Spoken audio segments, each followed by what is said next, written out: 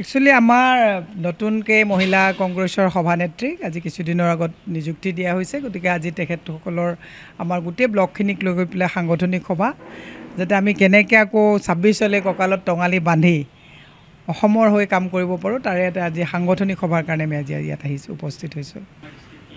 চাওক, যিখন বাজেট, এইখন বাজেটক লৈ পেলাইতো বিশেষ কথা পাতিবলগীয়া কথাই নাই।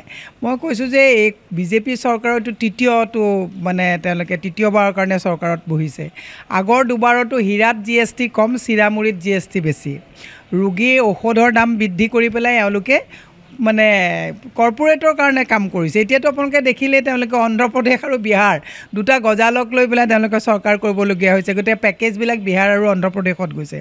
দুৰ্ভাগ্যজনক কথা, অসমৰ পৰা নিৰ্বাচিত বিজেপিৰ যিসকল সাংসদ, তেওঁলোকে বিহাৰক লৈ চকুপানী টুকিছে যে তাত বানপানীৰ সাহাৰ্য বঢ়াই দিব দিছে, ভাল কৰিছে, কাৰণ তাত বানপানী হৈছে, আৰু অসমত বানপানী হোৱা তেওঁলোকে দেখা নাই।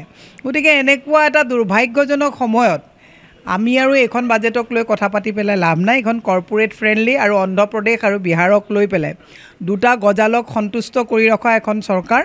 গতিকে এইখন আমাৰ কাৰণে নহয়। কালি ৰাহুল গান্ধী ডাঙৰীয়াও কৈছে যে চকী বচোৱাৰ বাজেট অন্ধ্ৰপ্ৰদেশ আৰু বিহাৰ, আপোনালোকে ভালকৈ জানে। তো এইখন বাজেট জনকল্যাণমুখী বাজেট নহয়। এইখন বাজেট হৈছে চৰকাৰ বচাই ৰাখিবৰ কাৰণে পেকেজৰ বাজেট।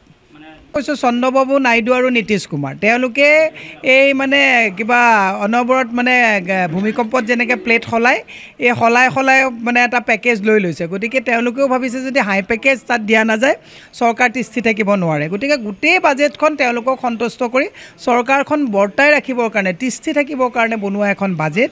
এইখন বাজেটত জনকল্যাণৰ, আপুনি চাওক আজিৰ তাৰিখত বাজেটৰ কথা কি পাতিব আপুনি? চাউলত, য'ত মানুহে নিমখ ভাত খাবলৈ হ'লেও চাউলটো লাগে, চাউলত আজি 3 দিনৰ আগৰ পৰা 100 টকাৰ পৰা প্ৰতি কুইণ্টলত 500 টকালৈকে চাউলৰ দাম বৃদ্ধি কৰা হ'ল। আৰু বাজেটৰ কথা পাতি কিবা লাভ আছে নেকি?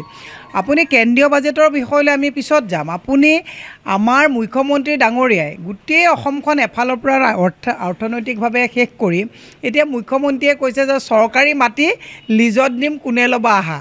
এই যে আগতে জমিদাৰসকলৰ মাটি যে পিছৰ পিৰিটোৱে যে বিকি খায়, সেনেকুৱা এটা প্ৰজন্মৰ হাতত আমি বাকজৰি দি দিছোঁ। গতিকে এতিয়া বাজেটৰ কথা চিন্তা কৰাটো অৱকাশেই নাই। এখন বাজেট হৈছে পৰম্পৰাগতভাৱে বাজেট এখন সদনত উত্থাপন কৰিব লাগে। ধুনীয়াকৈ ৰঙা বেগত লৈ আহে, নিৰ্মলা সীতাৰামনে খালি মোহৰটো লগায়, বাকী বাজেটখন হৈছে তেওঁলোকে নিজে তৈয়াৰ কৰে। বাজেটৰ কোনো ইম্পেক্ট সাধাৰণ জনতাৰ ওপৰত নপৰে। শুনক, বানপানীক লৈ আগৰ পৰাই বহুত বাংফুঙীয়া কথা কৈ আহিছে। ইয়াৰ আগত অমিত শ্বাহ ডাঙৰীয়াই কৈছিলে বতৰ দৰবাৰ মিটিঙত পুখুৰী খান্দি বানপানী নাইকিয়া কৰিব। এইবাৰ আকৌ 52টা পুখুৰী খান্দি বানপানী নাইকিয়া কৰিব বুলি ভাবিছিলে।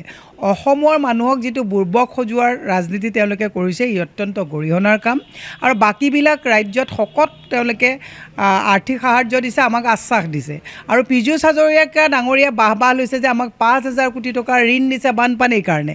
মই পীযুষ হাজৰিকাক সুধিব বিচাৰিছোঁ যে ঋণ বুলি ক'লে কি হয়? ঋণ মাৰিব নালাগিব জানো? ঋণ কোনে মাৰিব? আমি মাৰিব লাগিব।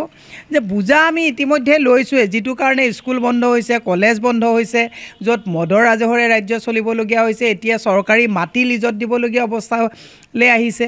গতিকে এইখিনি সময়ত বানপানীক তেওঁলোকে যিটো এটা বুমেৰাং সজাই অসমৰ মানুহক ৰামঠগন দিছে, অত্যন্ত দুৰ্ভাগ্যজনক কথা। সেয়ে মই সকলোকে এটা কথা ক'ব বিচাৰিছোঁ যে আমি সাংগঠনিক ভেটি মজবুত কৰি, কংগ্ৰেছে এনেকুৱা এটা দল যিটো দলে ৰাষ্ট্ৰ নিৰ্মাণ কৰিছিলে, মাজত ক'ৰবাত ভুল ভ্ৰান্তি হৈছিলে, কিন্তু কংগ্ৰেছে ৰাষ্ট্ৰ পুনৰ উদ্ধাৰ কৰিব পাৰিব। সেইকাৰণে কংগ্ৰেছৰ ভেটি সুদৃঢ় কৰি মই মহিলাসকলকো আহ্বান জনাইছোঁ যে এগৰাকী মাতৃয়ে যেনেকৈ ঘৰখন ঠিক কৰিব পাৰে, ঘৰখন ঠিক হ'লে সমাজ ঠিক হয়, সমাজ ঠিক হ'লে দেশখন ঠিক হয়। আহক আমি মাতৃ সমাজে ৰাষ্ট্ৰ নিৰ্মাণৰ যিটো ধাৰা, তাক আমি অটুট ৰাখিবৰ কাৰণে কংগ্ৰেছৰ ভেটি সুদৃঢ় কৰোঁ।